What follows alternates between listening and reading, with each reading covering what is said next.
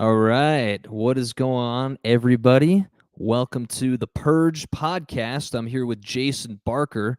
And today we are going to be addressing a major question that actually you brought up in our previous stream on your podcast that kind of inspired me to go all out on the topic today because I think it's important to discuss. And that is the question of, is taxation theft? Now, there's many schools of thought on this. Obviously, I feel like for me personally, I have to fall somewhere in the middle with that question. And of course, anyone that's in the chat, I'd love to, we'll read your comments aloud and would love to know your opinions on this as well. But before we kind of dive into this subject today, for anyone who's one of my viewers who may not know you, do you mind just introducing yourself? Sure. I'm Jason Barker. I'm one of the hosts of Knights of the Storm, which is kind of a collaboration of folks. Angry Tiger, Angus Mustang, Karen Carpenter's been on there. A ton of people. We're listeners of David Knight that kind of got together and started our own little show. And then I also do the Foxhole podcast, which is on Thursdays. What is it, like 8 to 9 Eastern? And I kind of look at things from a military aspect because I am prior military, retired. So that's the two things I do online, just that's pretty much it. Yeah, very cool. Yeah, what's the difference between the two podcasts with Knights of the Storm and Foxhole? Knights of the Storm, we kind of look at all things geopolitics from a broad angle. And the Foxhole, I try to look at it from kind of a military angle because I realize that we are under attack. That's 100%, whether it's finances, it's our housing, it's our schools, so we Yeah, the kind of break border. the border, our food. I mean, it's a multi-pronged attack from many different angles. So I kind of break down each one and look at them individually. Whereas Knights of the Storm, we kind of look at the current events, Ah, yeah. okay, very cool. Well, yeah, let's just dive right into it. So we were kind of talking earlier in the week, actually, about, well, you basically brought up the fact that in the welfare state that we're in currently, that you should not really have the right to vote if you do not pay into the system. Um, and now this was also followed up by some historical facts that back in the day, and we're talking like the founding of the country, you actually had to own land to be able to vote. And most females didn't own land and they technically didn't have the right to vote anyways. But also, that just kind of wasn't a thing that, females owned land back then. Yeah. um, so, by process of elimination, they couldn't vote. So it left really just the men of the country, wealthy men that could pay into the system to be able to vote. So what are your thoughts on this now? Because obviously now it's fair game. Anyone can vote. In fact, you don't even have to have an identity. You could be in the grave and still vote. Yeah, right. Vote early, vote often. Um, Right. I, I just know the statistics. Last time I checked them, about 47% of Americans paid net zero in taxes. So that means, you pay, I mean, you pay your sales tax and your property tax if you own a house and things like that. But when it comes to the income tax, by the time you get your return back at the end of the year and you've got all your deductions, you're actually getting back more than you paid in. And I don't think that's sustainable. I think that especially if you're on some kind of a bunch of welfare programs, of course you're going to vote to take other people's money and put it in your pocket. Yeah. So I just really think you need to be able to prove that you have a stake in it, and we hear this term stakeholder capitalism, right? Which Sure. is completely garbage. I mean, that's people that don't even live in this country that have a lot to say with our politics Yeah, and and our just to policy. Yeah, yeah, go ahead. well, and just to kind of elaborate for people that don't understand what stakeholder capitalism is, well, it's essentially lobbyists paying into a company or vice versa, companies paying into, well, actually, that's what it would be for lobbying, companies paying into congressional members to get policies passed in their favor, in a nutshell. Yeah, and if you look at the World Economic Forum and the UN, all their documents, they use that word. They've been using it for about a decade now. the stakeholder word. Sure. You're not American. You shouldn't have a say in this country. But they like to play it on that end. But when it comes to us, what happens in our communities, they don't want to play the same game. You know what I'm saying? Like where, okay, let the people who actually pay into the system, that it's on their backs to pay for all the necessities we need, whether it's roads or schools or whatever, let them have a choice. But we're Sure. overshadowed by the people who pay nothing into the system. So of course they're going to vote for more welfare. They're going to vote for open borders. They're going to vote for all this free stuff, and Sure. it's sustainable. I mean, it's not. It's just So, transfer. yeah, so you're saying that basically people that don't pay taxes are just they're gonna vote in their favor that does not favor the working man, essentially. Absolutely. Let's just say, okay, let's look at it in a smaller, like a macrocosm or microcosm. Let's say I work at McDonald's as a fry chef, right? And I I did that work in, actually in high school. well, let's just say that all the people who have nothing invested in the company, we don't own any stock, we don't pay the mortgage, we don't pay the payroll, but we get to vote together to decide what the salary is going to be, Okay, sure. right? Yeah, And absolutely. that's what I'm talking. I mean, we're all making $100 an hour to sit on our phones all day and not serve the customer. That's not sustainable. It's just Yeah, not. absolutely. Well, another thing that you know, I actually didn't really think about this in depth until I was having this conversation with someone else, that every single president that we've had is independently wealthy. Now, this is kind of common sense, right? Like it actually makes sense that that would have to kind of be a cause and effect situation, I guess, because if you know, had to work, right? If you're worried about a paycheck, you can't really make sensible decisions per se about the country. But at the same time, if you're independently wealthy, where you just don't need the money and you like money, then you have other negative incentives that could go along with that as well. Now, from what I'm aware, statistically speaking, actually, and this is probably no surprise, if we were to bring the numbers with inflation into 2023 with all the presidents combined, George Washington would have been the second most wealthy president of all time. Number Wow. one would be Donald Trump. Well, I want to point one thing out here. I remember when the Clintons left the White House. I think it was Hillary that said that they, to get the sympathy feeling, feel like get the sympathy from the people, because she knew she was going to run later. Said that they left the White House broke. That's what Okay, the well, how Clinton did you said. become? Huh? That's what Hillary Clinton said.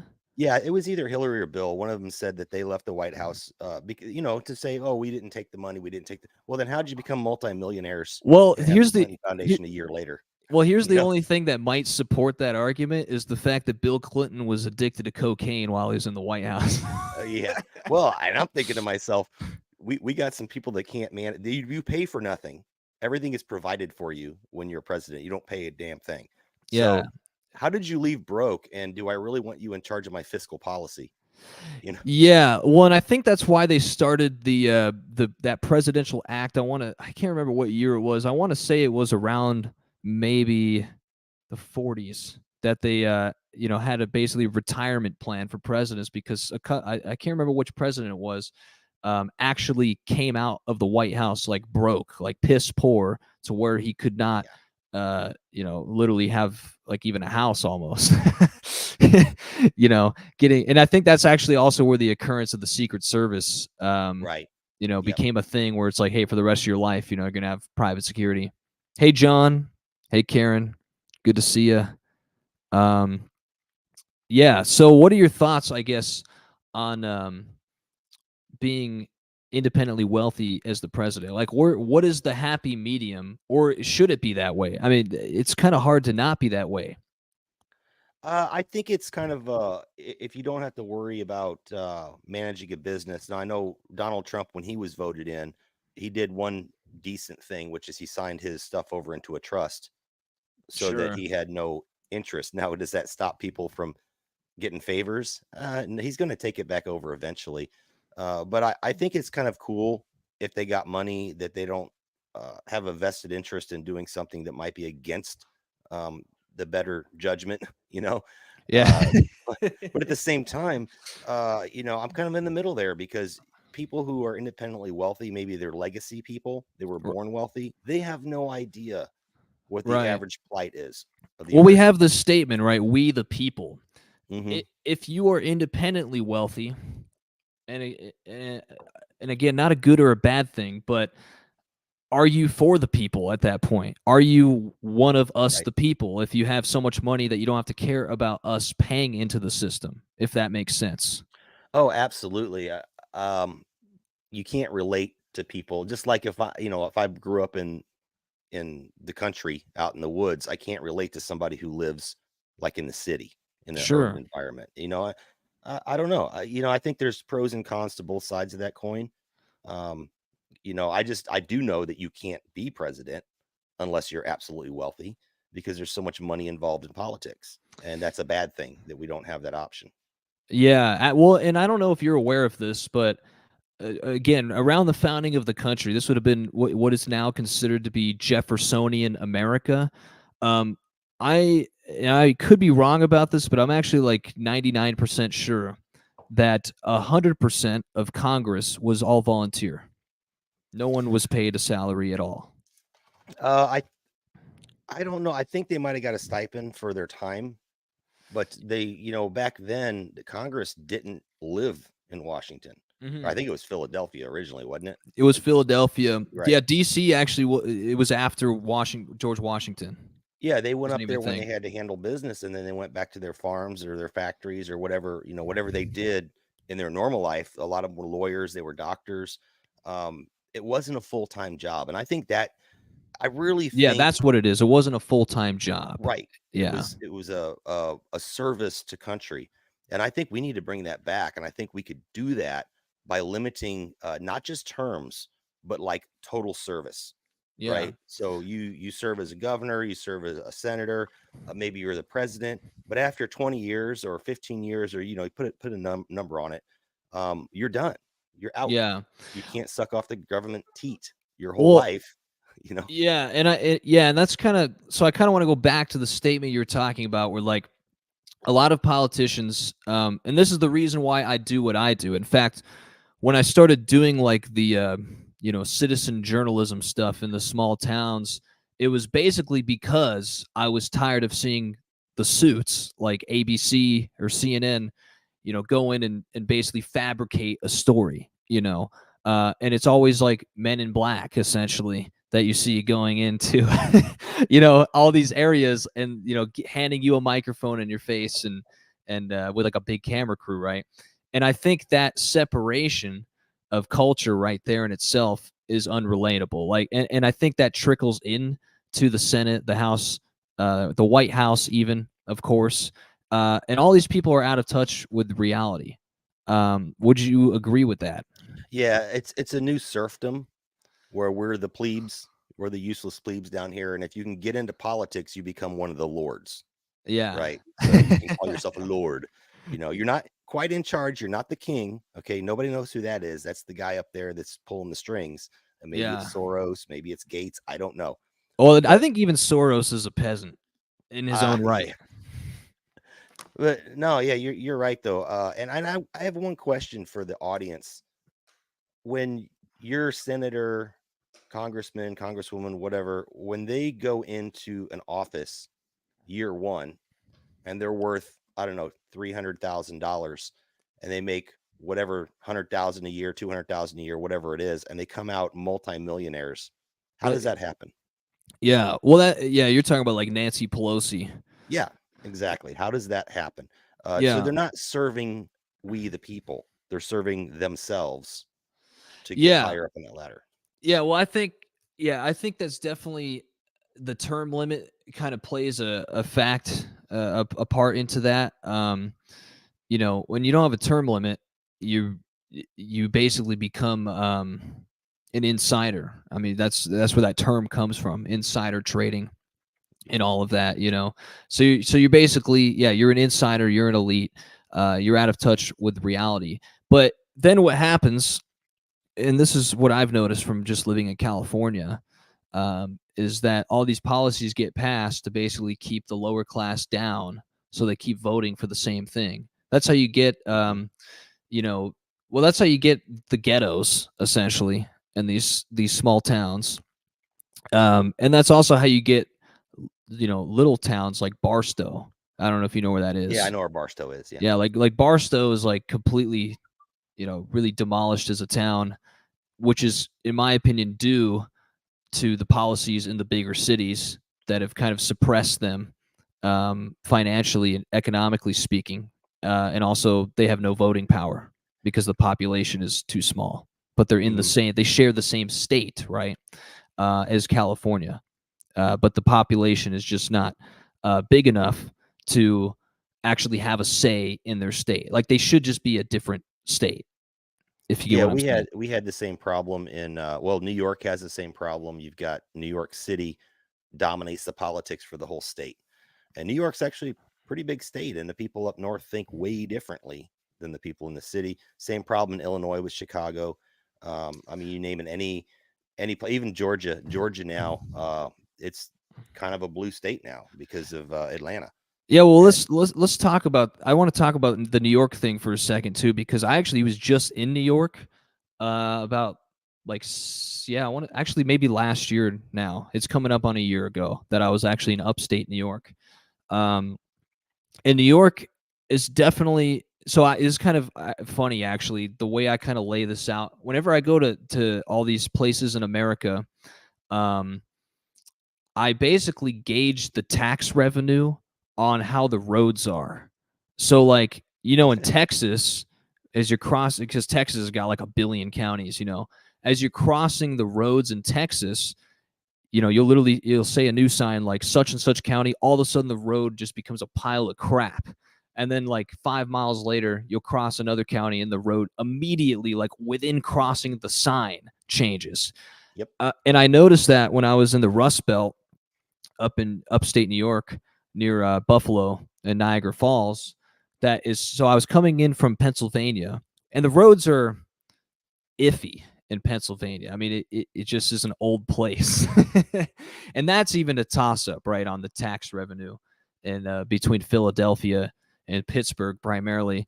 But when I got into New York, instantly, probably the worst roads I have been through in America. I am straight up serious about this. As soon as I crossed the state line, like literally upon crossing the sign, potholes like to the point where it was going to wreck my vehicle, and that was in upstate New York. And I literally made a comment when I was, there, that like they've literally stolen the tax money because oh, they have such high taxes there. Why are the roads this messed up? in New York's defense, though, I lived in upstate for 3 years. They have a limited time to work on them because of the weather. Okay. And I'm talking about upstate. I'm talking about I lived in Watertown, New York, which is about 20 minutes from Canada, and Oh there yeah. wasn't me. We maybe had 3 or 4 months out of the year that there wasn't snow and ice on the ground, and they do a lot of plowing. But yeah, I did also notice though that there was no industry left. Yeah. Uh, when you take away your bread and butter, um, you can't tax industry because you've overtaxed them. They've left the state or they've gone overseas. Then now you got to tax the people, but then half the people now are on the dole, so they're not paying into taxes. You run out of revenue. Yeah, So well, that's what I've noticed in that whole region actually, is that like there's no money at all. Like there's just nothing. There is no, because this is what I realized during COVID, which now saying that word has probably got gotten the stream banned. But what I noticed during COVID, okay, is that all of basically the cycle of money just comes to a stop, right? right, You don't have money coming in, you don't have money going out, so therefore everything comes to a halt. Nothing is getting paid for. um but I noticed up in this part of America, like the Rust Belt, that they already didn't have that. There is just no money to be had. Therefore, you're right, there's no infrastructure, um which is probably most of the reason why the roads are messed up. But at the same time, with specifically the state of New York, I mean, they have like ridiculously high taxes. I want to say I paid like 20 toll roads in one day. going through upstate New York, just traveling? Well, here's one for you. So when I lived there, and I went there in 2012, I believe. Uh, a pack of cigarettes was over $10, Back and then? Wow. yeah, and like $9 of it was tax.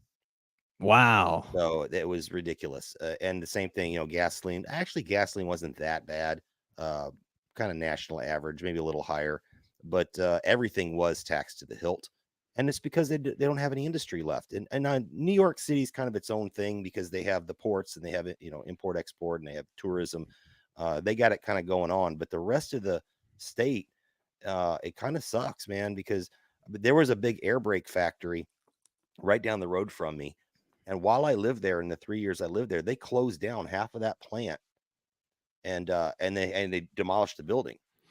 So So you think that they just overcharge on taxes because they actually yes, just don't have any money?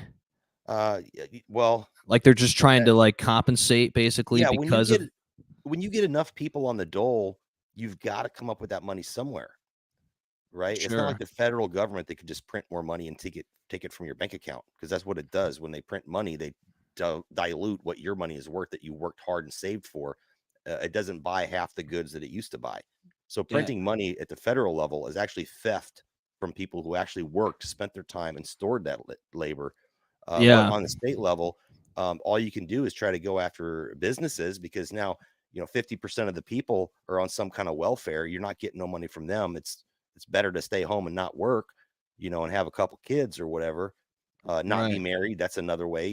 If you get married, that takes incentive away, or not incentive, takes the money away. I mean, there's a lot of ways people scam the system. But it's kind of a self-fulfilling prophecy as well. If you tax the businesses out, then people don't have a place to work. So they end Sure. up being jobless, and it's just a bad situation, and they can't afford to leave the state, you Yeah. know. So I guess that, yeah, that kind of brings me to my next question then. I mean, you just basically said how the government printing money is committing theft, and then when they tax you on it, right? And there's obviously a broad, I mean, literally, I titled the podcast today, Is Taxation Theft? Which is what I'm going to ask you is the question, is taxation theft? Obviously, we know that we started out on the tariff. Now, I believe under Thomas Jefferson, farmers never saw tax in their life under his presidency, which makes a lot of sense. Like, you don't want to tax the people that are literally providing you with goods so you can live, right? Which, obviously we're seeing the opposing of that now. But now we've gone basically into a almost, and I don't want to say socialist because the way of Europe has actually gone socialist mostly. Like if you go to a country like Sweden, they have now, to their credit, they have like a ridiculous amount of social programs through the government, but they're a socialist country. Us not being a socialist country, or at least by definition, we're not supposed to be. We're getting taxed to the point of a socialist country. Hmm. Where is the fine line that you see of taxation theft? I guess in general, and then if not, where does that line end? Well, taxation is theft because it's just taking money from you and using it for something else, which generally means going to somebody else. So it's wealth redistribution, and it's a tariff. We talk about free trade, and we don't want to have a trade war with China and tariff that. We don't want to tariff them, but you're getting tariffed every time you buy Sure, something. You're getting taxed, right? Your income is taxed. Your house is taxed. Now, as far as whether or not it's okay, I think on the federal level, absolutely not, because the federal government, and that was the problem with the Articles of Confederation, by the way. There was nothing wrong with those. It was very, very similar to our Constitution. The problem was it didn't provide a means to actually fund the government. sure. It was kind of like everything was a voluntary, let's just say New York gets attacked by England, and they call on the other states to help. Well, the other states might come, they might not. That's an That was kind of, interesting premise, actually. yeah, that's what it was. But now, on playing the devil's advocate here, I would say on a county level, if my money is being taken to pay for roads, schools, things like that, something that goes back to me, and I've agreed to live in this county, so I've signed that social contract saying I'm going to live here. and I agree to pay this tax because it's going to make my roads nice. It's going to keep the street lamps on in the city. I think that's okay because that's a social contract that you kind of like. You don't sign it, but you kind of agree to it by living there. You could always Sure. move. You Do know. you feel like that should be optional though, regardless, or do you think if you live in a place and you know you're going to have to pay tax there, that's what you're signing up for? Well, I mean, if I moved into an apartment building and everybody could live there rent free, but everyone kind of kicks in $50 a month or whatever, I feel like I'd be a freeloader if I didn't kick in the $50 a month as well. Sure. Okay. And that's what I'm talking about on like a county level or a So city level. if you buy land at a place, Hmm. you should pay tax on the I local. so I think the only good that comes from property tax is for public school, which sucks, by the way. But I think that if you don't have kids in school, you shouldn't pay property tax to go to schools. Why are you going to pay that in perpetuity So for the basically, rest of your life? yeah. So basically, you're saying, okay, so get rid of the property part. You're just saying if you live in a certain county inside of a state, like your local community, if you're going to choose to live there and be a citizen in the community, that you feel as though you should pay tax just for the community stuff for you living there. Is that what you're Yes. saying? Yeah, Okay. for the common areas, the stuff that we all enjoy and benefit from, I think everybody should kick in for it. And if you don't like that, then you could always move to some other place where they don't charge that. So it's kind Sure. of an unwritten or unsigned contract that says I agree, okay, it's going to cost me $1,000 a year to live here, but they put the Christmas decorations up in the wintertime and they keep the streets plowed from the snow, things like that. You enjoy Sure. those benefits. So my money is going to something that benefits me and my family, not just going to some empty pocket somewhere to fill it, you Absolutely. know. So, in terms of the federal aspect of that, how do you find the solution in terms of federal taxes? Do away with the Fed. Well, how? So obviously, right now, the federal taxes claim that they are, well, they basically just claim they're helping the federal government. In a nutshell, what is the solution for not helping the federal government? Because obviously, I think every American actually would probably not like to help the federal government and aid and abet them. All right. First thing, we need to like get people out that have been there for their entire lives Okay. because they skim off the top. All of our wars, the reason people vote us to go to war is so that some other business can sell some missiles and then those monies come back in campaign contributions. So if I'm a Joe Schmucky politician and I vote to go to war, for every $1 million that's spent to buy missiles and Humvees and bullets and things like that, I might get 100,000 back in campaign contributions. That is so inefficient, so Yeah. absolutely inefficient. So we got to get the politicians. They need to have term limits, get them out of there, uh, drop the salaries, drop the incentives. You're there to do a job. Do Yeah. your job and get Absolutely. out. Yep. And then once that goes away, we can start downsizing. We don't need to have bases all over the world. We Yeah. don't I need to I be definitely funding. agree. Yeah, we're funding. People look at these socialist countries and say, "Oh, they're doing so great." You know why? Because we're footing their defense bill. Yeah, absolutely. Well, You Ukraine know, is probably and Israel now will become a prime Germany. example. Germany, Look at yeah. Germany. I serve with people that talk about how great German roads are. The roads here suck. Germany has it figured out. They got it figured Well, out. Well, they're a Germany doesn't pay socialist for. country. Yeah, Yeah, they don't pay for their own defense. yeah, That comes out of my pocket. So they get to save that money to put into their infrastructure, where we don't because we're sending it overseas. So we got to yeah, pull that back, man. We got to pull that back. Downsize the federal government. Have it turned on when it needs to be turned on, and turned off when it doesn't need to be there. yeah. I think I definitely agree that if you were to narrow everyone's term limit, no matter what, that at that point there's not as much incentive for the individuals in Congress to basically play the system for themselves because they have a short amount of time. Like even if they were corrupt, at least hey, in 6 years you're going to be out of Yep. there. Real quick, I just want to read some comments. Speaking of Germany, Karen Carpenter says, when I was in Germany for a while, the people got a huge amount of vacation time. Nice. Who paid for that? Yeah, right. Yeah, set up for is UBI universal basic income. Is that what I'm? Yes, Yeah, UBI. yeah. So that's pretty much. Let's see. John says taxing in itself is not bad. It is the community paying for common things. It's become too much though today. They abuse it. Yeah, I definitely Uh, agree. Go. John summed it up perfectly. My thoughts on that is taxation should be a local thing. It should be agreed to and a local thing that helps everybody in the community to provide those things. But at a federal level, I mean, I pay money in income tax that goes to California. It goes to New York. It goes to whoever's going to play ball. Yeah, And they just and even if they don't tax me, they just print more money, which is a tax on my savings.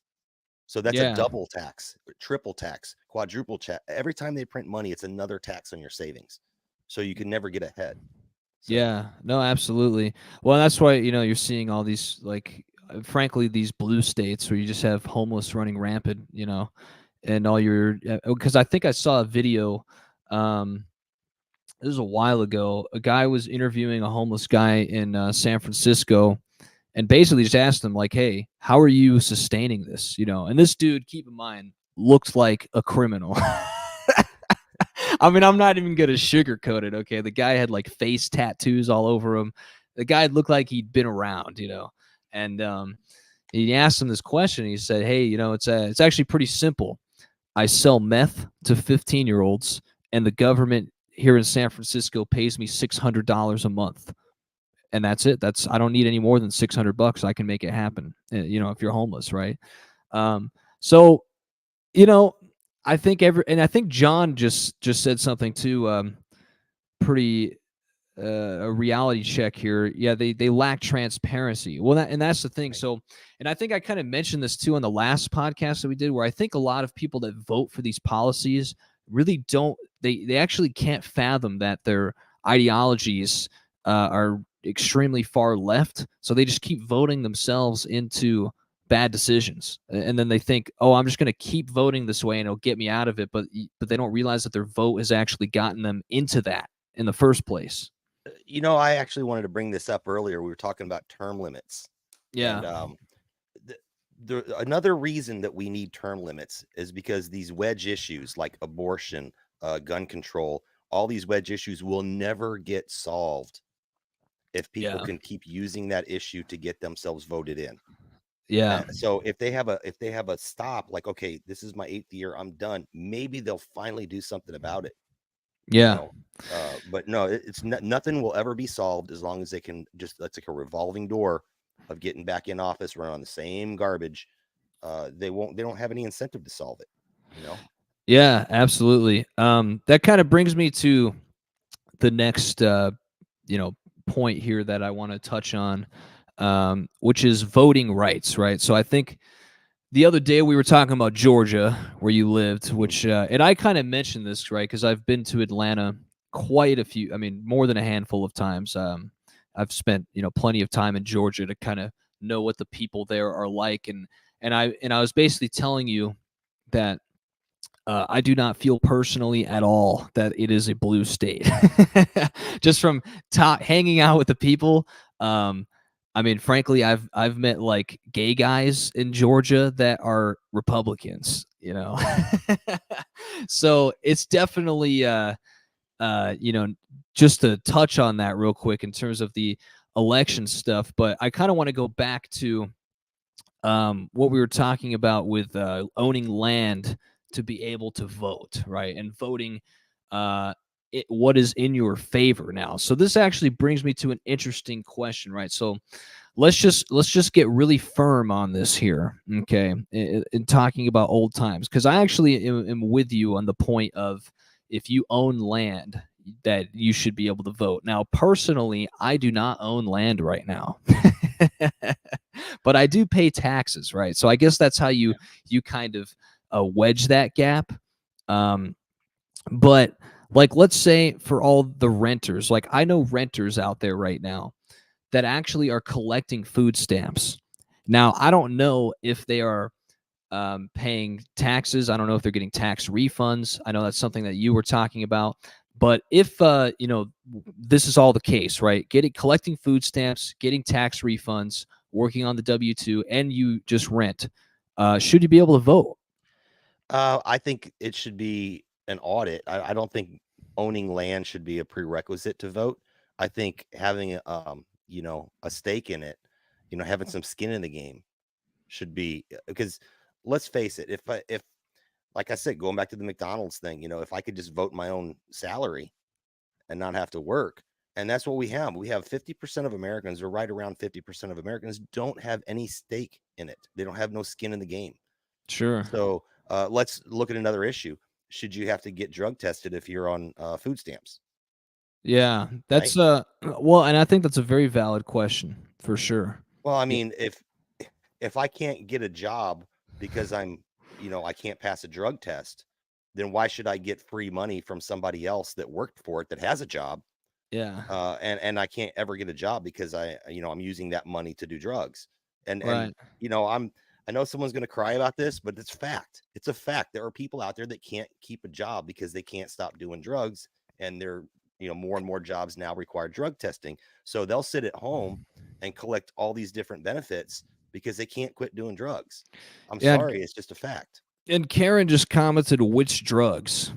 Well, you know what? That's another thing too, because is it lawful to tell people they can't do drugs if they want to do drugs? Right. Yeah, we're kind My of finding that out in Portland right now as they, have mhm. that new policy, which, personally, I'm actually in favor of all drugs being legal. I think the war on drugs should end, and it should just be all or nothing. Well, then Prohibition.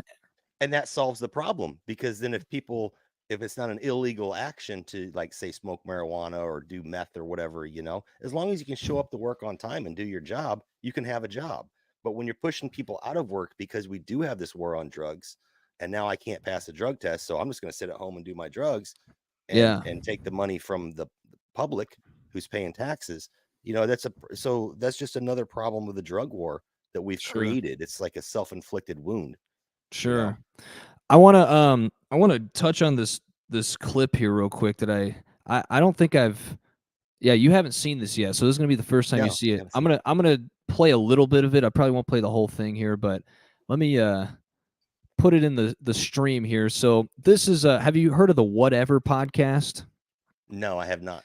Okay, it's actually a pretty huge podcast. It's mostly a dating podcast, but as you can see, it got kind of controversial here with this question. So, well, I'll just let you watch it here. Of course, men and women are different, but when it comes to rights and obligations, in the same way, for example, do you think we should repeal the 19th Amendment? Yeah.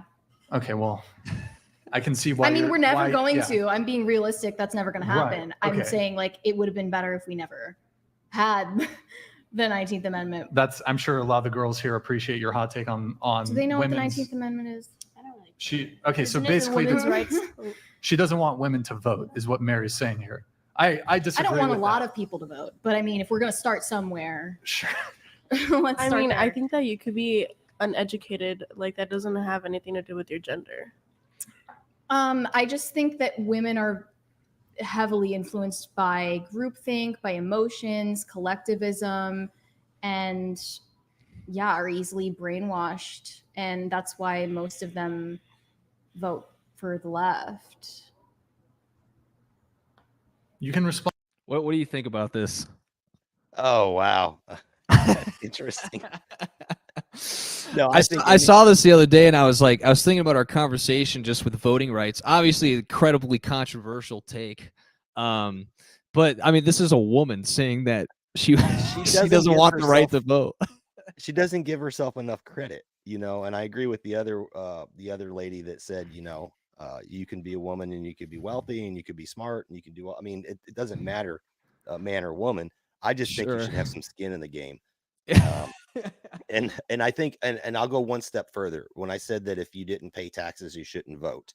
Sure. I would say that if you're married and your spouse, whether it be a husband or wife, if they don't work, but you're still in that household that's paying taxes, then yes, you should be able to vote because you're part of society at that point.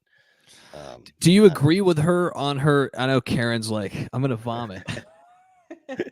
Karen's cracking me up. I actually want to know Karen's take on this too in the comments here, but I mean, what do you think? I mean, this is from a guy's perspective, of course, and I don't know, maybe I'll just get crucified for even acknowledging this comment that she made, but she did make a couple points that I thought were valid in a lot of ways. And this, of course, I always have to say this, of course, this does not apply to every woman by any means at all. But she did make a couple points about being emotionally invested in stuff. Obviously, we know that that's more of a thing amongst the females, getting more emotionally involved in what you were talking about, like wedge issues such as abortion, Right.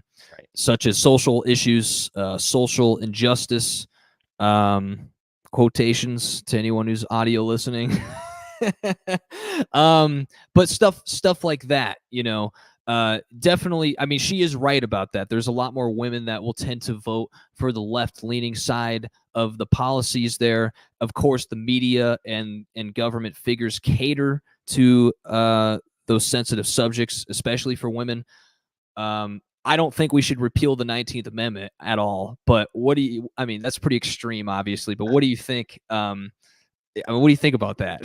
So I kind of get, she made a couple points there about the emotion. And let's face it, men and women are different, they are different. I'm not going to put a blanket on anybody and say that you're a woman, so you're this way, you're a man, you're this way. But Right. I don't think that women are going to vote a certain way because they're emotional. I think they've been gaslit. And I'm talking here about middle class, women in the suburbs have been gaslit into believe in certain things, and they feel they have to vote a certain way. But you could say the same thing about men too.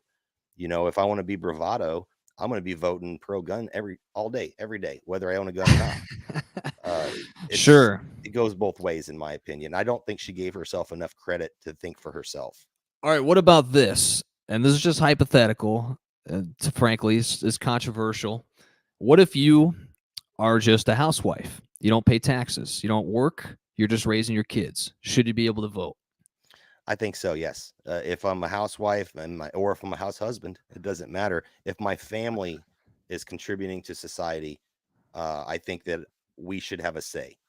Okay. Because a marriage is two people living together, and they're typically going to think kind of the same way. Yeah, I get what you're saying there. Yeah. It's like it becomes you in one flesh at that point. Right, and you would hope that maybe your partner would maybe vote the same way as you. Well, I would say this: it's all about contribution to society. So, right. And I fell into this where I was the only one working in my household, but it's my wife's hard work that allowed us to take care of the household. Sure. So essentially, she was working too. That allowed me to go work to earn the money. So it was a team effort.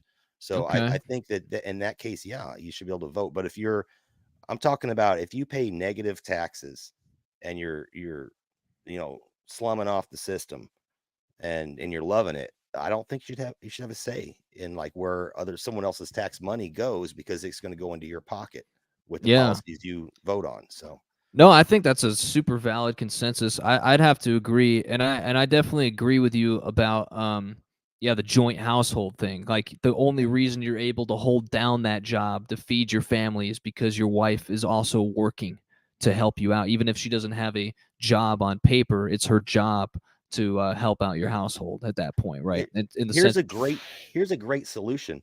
Why don't we just get rid of the welfare state and get rid of the income tax, and then everybody can vote? Yeah, I like that. In fact, you can here's a shameless plug for everybody here. You can here, let me pull this up real quick. If you would like to pre-order this merch here that I have here, let me pull it up on the screen.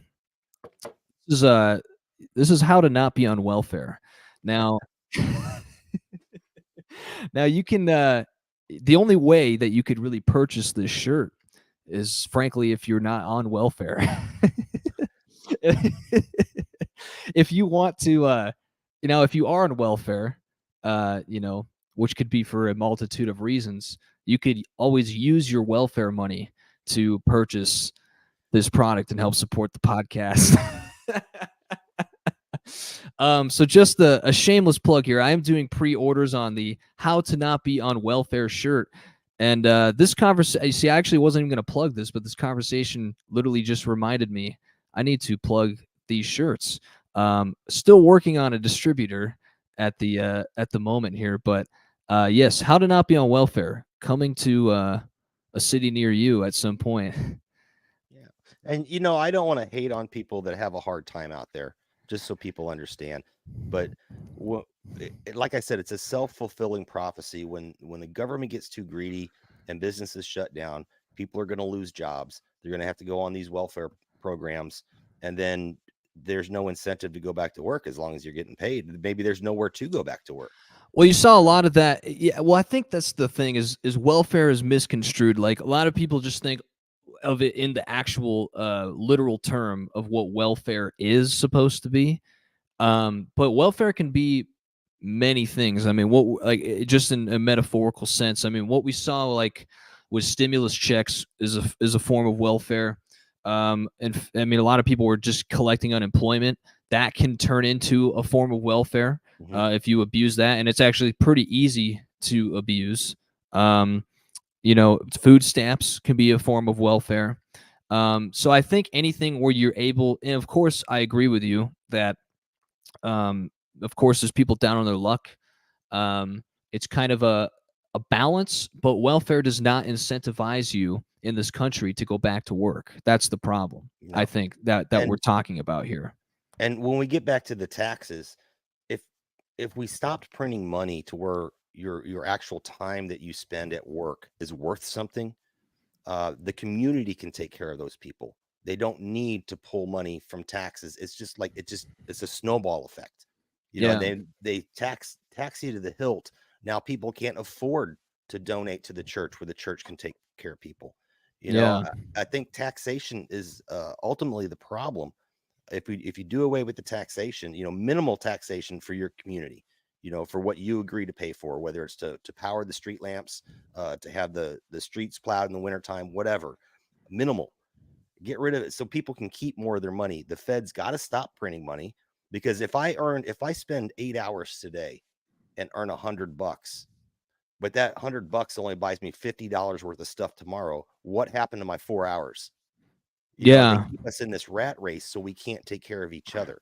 And, well, I think that's what it is for a lot of people, is the system. I mean, it is like a cycle, right? And recently I read a statistic that apparently if you make, so I'm 24 years old right now. So this article is for 25-year-olds. So what's the difference really? And it was basically, if you're 25 and you make 75 grand a year right now, this guy did the math, right? And he pretty much deducted every expense in a logical sense that you'd typically have, and it left you with about $600 a month. And then he basically factored in, well, with that $600, maybe you can go out on a couple dates, so spare yourself like $300 for that, and then save nothing. So now there is no middle class, essentially. So like for my generation, all the stimulus checks that got printed, I'm going to be paying for that for the rest of my life, whether I know it or not, right? A lot of people are like, well, how are you going to pay for that? Well, now $20 an hour is what $10 an hour it used to be maybe 8 years ago. And so every 10 years, inflation's like hitting us by $10, right? So all of a sudden you're making good money. Next year you could be making terrible money. And that's how you end up paying for all the stimulus checks, all the welfare state that we have going on. And of course, $600 is kind of an ironic number, right? Yeah. $666. Well, that too. I was going to say, I think I want to say it was under Trump where we all got sent $600. Am I wrong about that? Yeah, and I actually did the math on it, figuring out how many people actually pay taxes in this country. And some people get the stimulus check and they'll never have to pay it back because they don't pay taxes. Right. But for those who do, it was ridiculous. It was like 4 or 5 times is what they had to pay back to get that money that was imposed on them. I didn't want a stimulus check, but I was Yeah. going to be forced to pay for it anyway.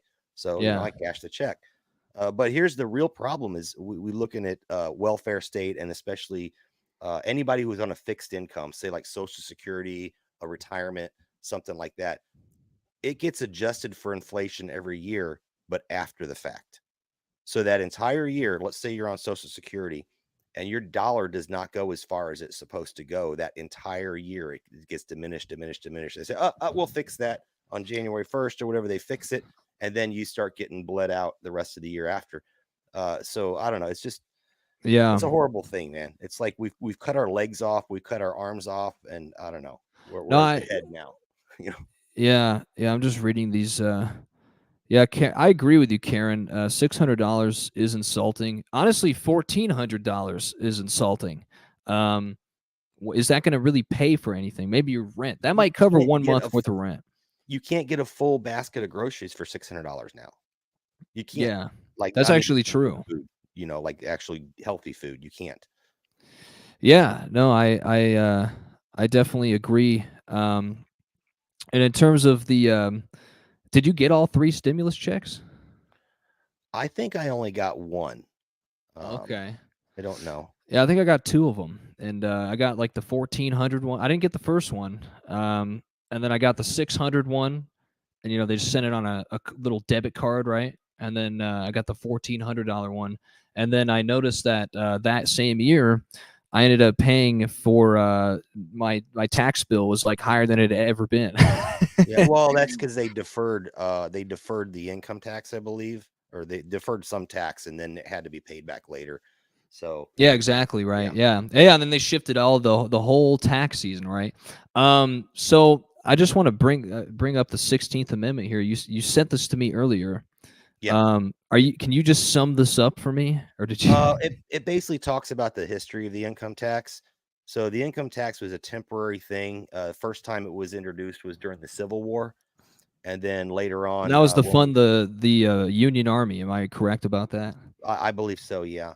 Okay. And then, well, I can't read it. It's kind of small on the screen here. Oh man, I apologize. But no, then they brought it back to fund, was it World War I or World War II? I can't remember. That they brought it back as a temporary thing, but then it just never went away. That's the problem. We weren't designed to have an income tax in this country to fund the federal government.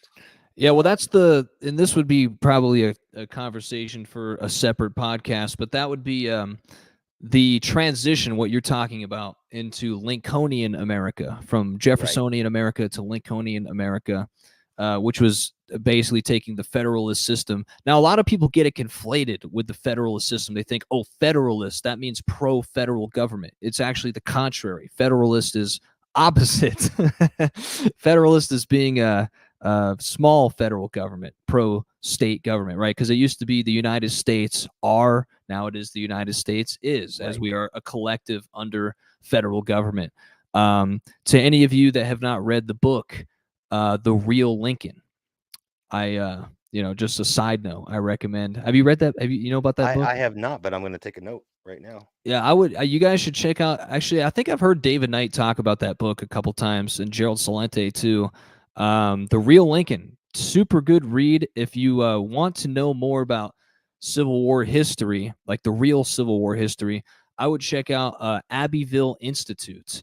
They're based out of, I believe, South Carolina. Donald Livingston is kind of like the guy who runs everything, and he has a lot of speeches on YouTube that you can check out through that. But he kind of talks about the shift from what I just said with Jeffersonian America to Lincolnian America. That's kind of what it's called. And right now would be semi what we're living in, basically the product of Lincoln into crony capitalism, where you have income tax and the federal government runs your life. I think it would be nice if every year, I mean, because we have to pay our taxes or they come put us in jail, right?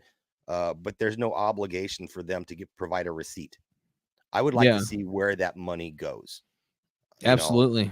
And I know it would be a long receipt, but I think that should be a requirement for the federal government. If they're going to take your money, they have to account for that money, and it needs to be made public. Maybe at some website or something where you can look at line items, this amount of money. And I'm not talking about defense. Okay. I'm not saying oh, this much money was spent on defense. This much money was spent on missiles. This much money was sent to Ukraine. This much money was spent on payroll. I want to know line by line where my money is going. And I think that's not too much to ask for if you're going to take my money from me or force me to go to jail. I want to know where it's going. Well, I think that's what it is, right? You're forced to go to jail. What do you think? Just to kind of wrap the subject up here, what is the ultimate big picture solution that you see fit? Cut the government down to a very small size. How do you see that being achieved? Start firing people. I mean, I wish I had the Trump meme right now. So step one would be term limits and salary caps for all of our politicians. Step two, if you want to have aides and all this and like people to help you, because one politician comes with a whole plethora of people around them that are getting paid somehow. Pay for it yourself. I pay you to do the job, not 3 people that follow you around like a little puppy dog. Oh, you're talking about what is that called? Like when they have I know what you're saying. Yeah, like when you got doing the work for them. Like someone answers the phone. I guarantee you they chalk that up and say, oh, it's an expense, and then they get paid for that additionally. Also, if you're on a committee, one of the things that they get paid extra for is being on a committee, and I believe they get paid extra the rest of their life. So no extra for committees. You should be doing stuff because you want to do it, because it's in your agenda, your constituents' agenda to do that, not because it's going to get you some extra money. Let's close all the foreign bases that we don't need to have out there. We don't need to have bases all over the world. Let's stop paying for other countries' defense. I know some people aren't a fan of it, but this free trade crap, look, they manipulate their currency and it throws it off balance. I think that we should be able to charge a tariff on goods. They charge us a tariff, just at least match their tariff. Yeah, absolutely. When I lived in Japan, to buy a brand new US automobile, like a Chevy or something, 100% tariff. So if it was a $20,000 car, it was $40,000. What? So why would we bring in a Japanese car here with 0 tariff? Wow. It doesn't make any sense. But that you know what? Okay, that is wow. Yeah, actually that really is kind of mind-blowing to think about that, because I don't know if I've ever thought about it. Because that does actually eliminate free trade, right? Well, it's not even free trade at that point. It just eliminates I think I might have said it maybe like this the first time, but basically committing espionage through trade with other countries.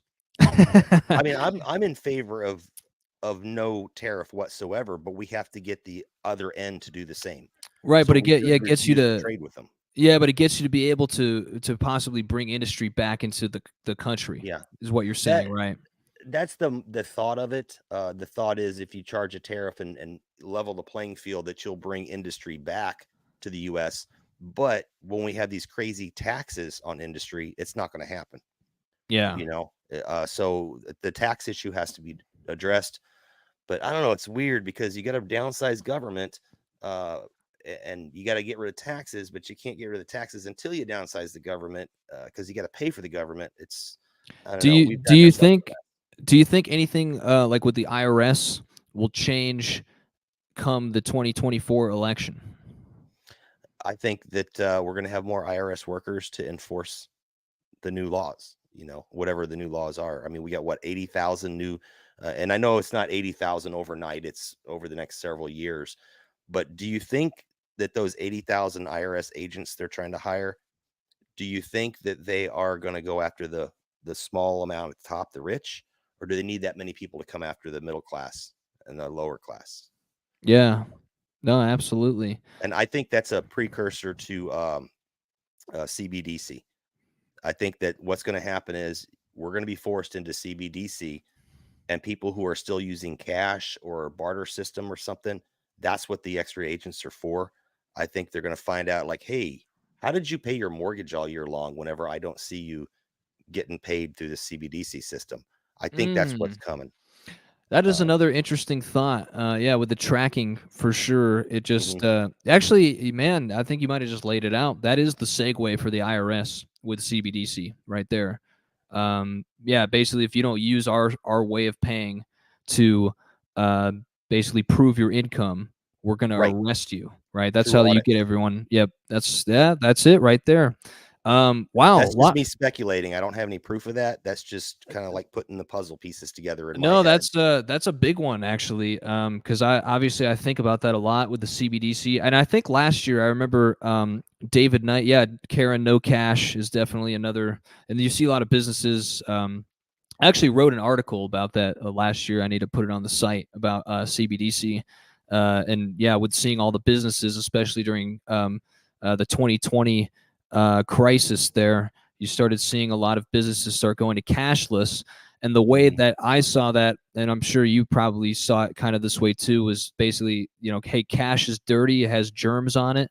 Don't even use it. Pay with a credit card. Here's the card reader. Use a QR code to scan your Apple Pay, right?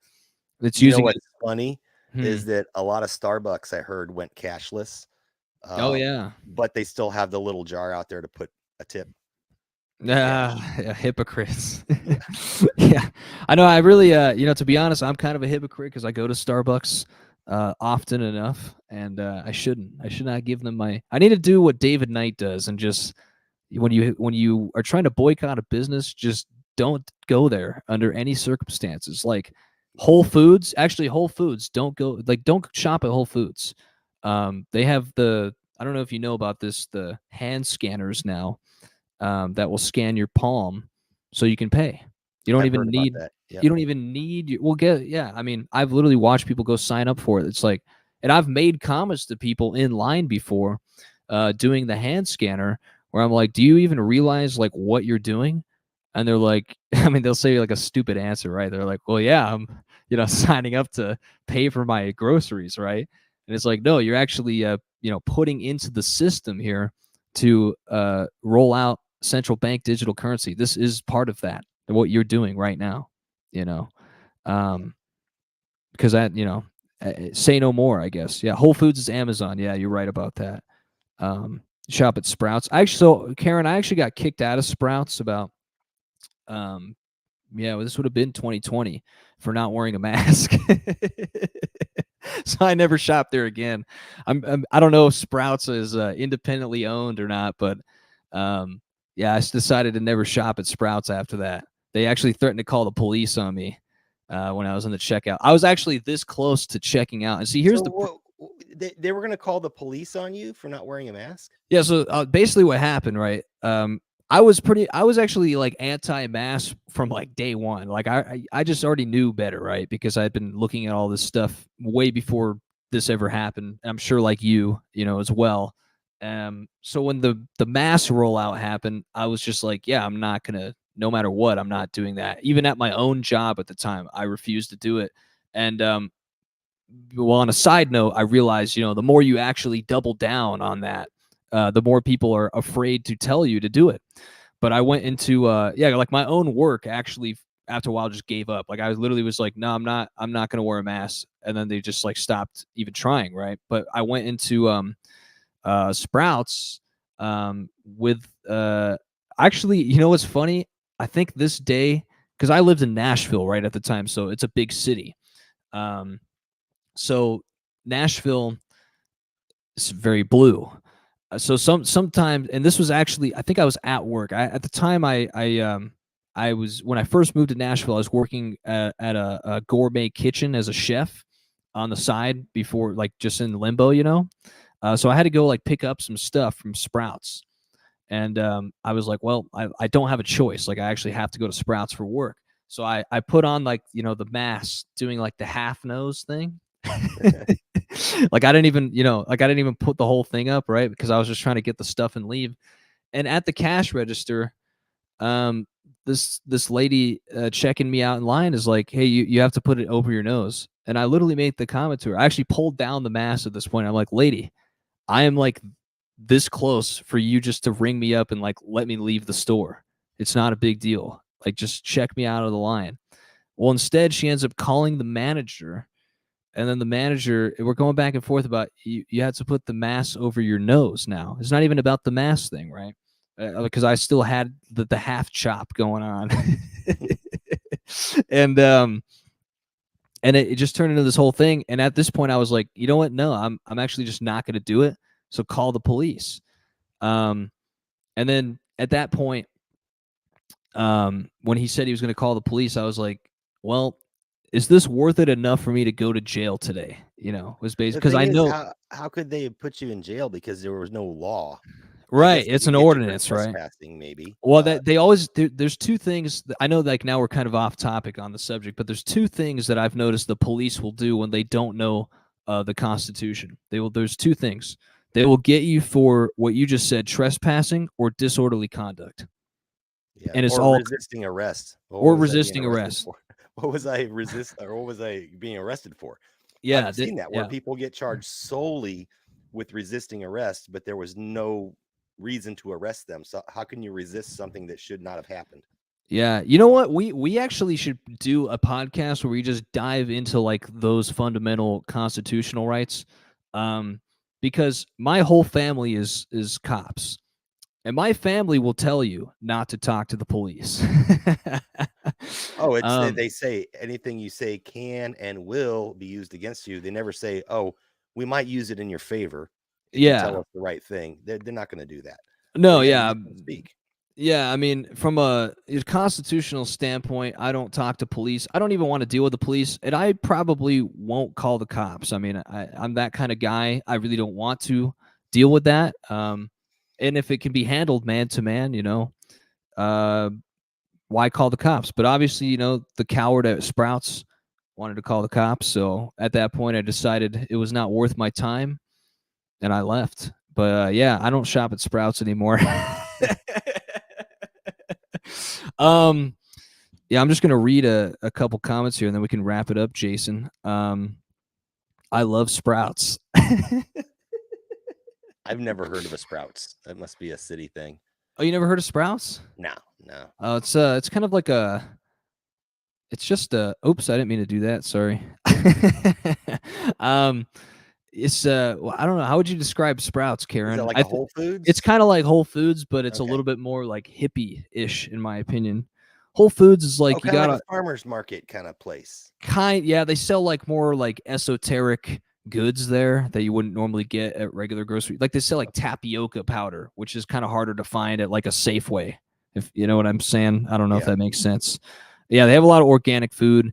I shop at Trader Joe's. I don't know. It's kind of I don't know. Yeah, lots of vitamins. Well, anyways, thank you to everybody in the chat today for chiming in here in the conversation. This was fun. I think we're going to try to do this podcast every Friday. You know, at least I will be. Hopefully Jason can, but if not, it's okay.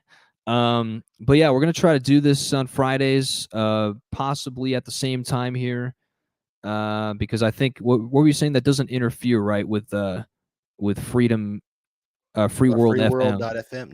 No, that's going to be on Saturdays for us. Okay, yeah. So yeah, it doesn't have the time slot. So yeah, and I think we're scheduled to have Billy Ray Valentine on January 19th. So That's we will be live for that. And yeah, thank you guys for being. You have any last words about our? Oh, I'm sorry. Let me take this off now. Do you have any last words for today? Nothing. I stand firm that if you don't pay taxes, I don't think you should have. You shouldn't be able to say where the money goes if you don't contribute to the pile. You should not have voting rights. Well, I hate to say it that way, but that's kind of what it means. Hold on one second here. I'm just gonna one last time before we end the stream here. I know I'm gonna shamelessly plug one more time because I forgot to mention if you would like to pre-order this shirt, because again I don't have it out yet, but if you would like to pre-order the shirt, you can just shoot me either a message on Twitter /X. I don't like calling it X because I don't want to give Elon the credit for that. So I call it Twitter. But you can shoot me a message on Twitter or send me an email to the Purge News Media @gmail.com. If you would like to get the How to Not Be on Welfare t-shirt, I will do pre-orders for $25. I probably will end up selling them for $30 though when they are actually like out and I have the product in hand. There will also be a couple other shirts coming out soon that we've kind of just collaborated on, me and my buddies that like making offensive stuff that's kind of clever and funny. So stay tuned for that. We have a shirt coming out that says San Freak Psycho. So That's a good one. if you'd like any of that, just hit me on Twitter or my email. Jason, thank you so much, man, for being here, and till next time. All right, Let thanks me for having me, brother. absolutely. All right.